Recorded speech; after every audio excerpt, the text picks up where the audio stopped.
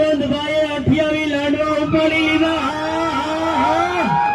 સુરેન્દ્રનગરના થાનગઢમાં તરણેતરના મેળામાં દર વર્ષની જેમ આ વર્ષે પણ ગ્રામીણ ઓલિમ્પિક્સ યોજાઈ, જેમાં લાડુ ખાવાની સ્પર્ધામાં ભારે રસાકસી જોવા મળી. છેલ્લા 11 વર્ષથી પહેલા નંબરે આવતા માવજીભાઈ એટલે કે માવજી દાદા પણ પંગતમાં લાડવા ખાતા જોવા મળ્યા. જો કે આ વખતે માવજી દાદાને બીજા સ્પર્ધકોએ બરાબર ટક્કર આપી.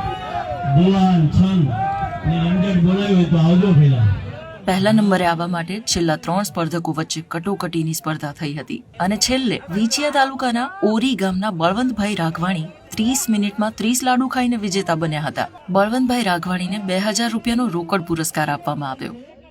લાડવામાં લીધો ભાગ. કેટલા ખાધા? 30 લાડવા ખાઈ ગયો.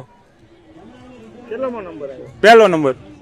તો જૂનાગઢના ચંદુભાઈ જાડેજા 29 લાડુ ખાઈને બીજા ક્રમે રહ્યા, જ્યારે માવજીભાઈ 28 લાડુ ખાઈને ત્રીજા નંબરે રહ્યા.